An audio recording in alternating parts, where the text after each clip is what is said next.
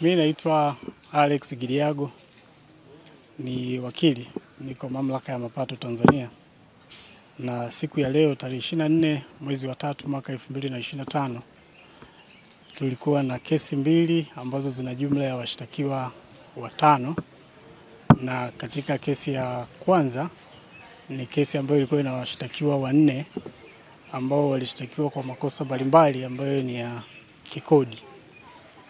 Kesi zote mbili ni kesi za uhujumu uchumi kwa nature ya mashtaka ilivyo.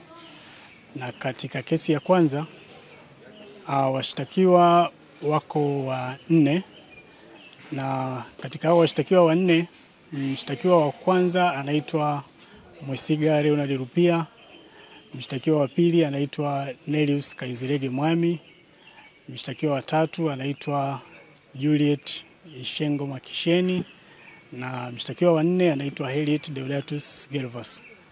Katika kesi hii inayoongelea ya kwanza kuna jumla ya makosa 9.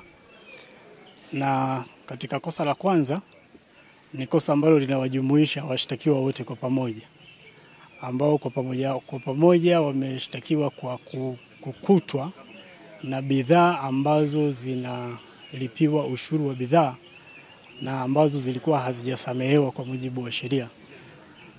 Hiyo ni kanuni za sheria ambayo ina regulate ulipaji wa ushuru wa bidhaa ya mwaka 2018 ambayo ni Electronic Tax Stamps Regulations. Na katika kosa la pili, mshtakiwa wa kwanza na wa pili wameshtakiwa kwa kosa la kutengeneza bidhaa ambazo zinalipiwa ushuru bila ya kuwa na leseni. Hilo kosa linahusisha mshtakiwa wa kwanza pamoja na wa pili.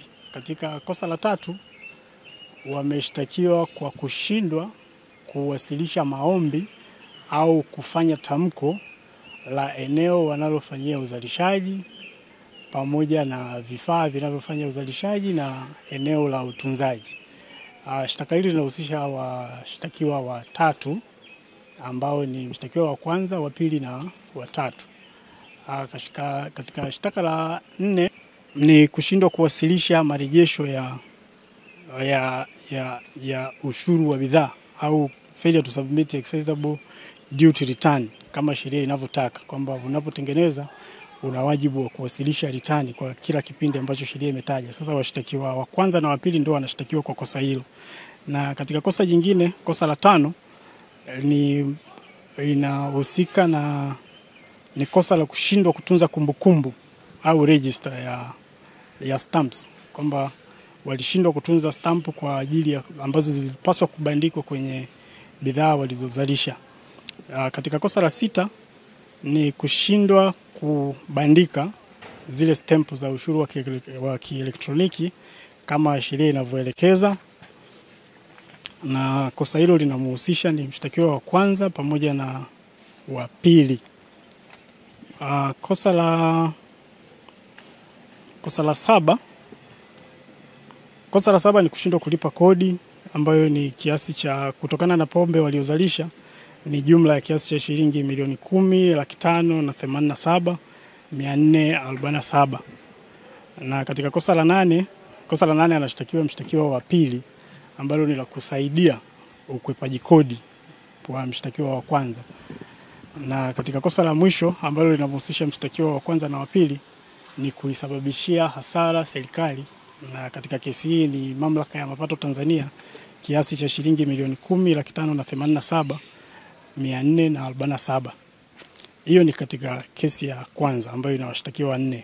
Katika kesi ya pili ni makosa ni yale yale, isipokuwa kwa sababu nature ya kesi hizi wanafanana katika makosa, isipokuwa katika kosa la 9 ambalo huyu hana la kusaidia ukwepaji kodi, maana yake yeye ana jumla ya makosa 8.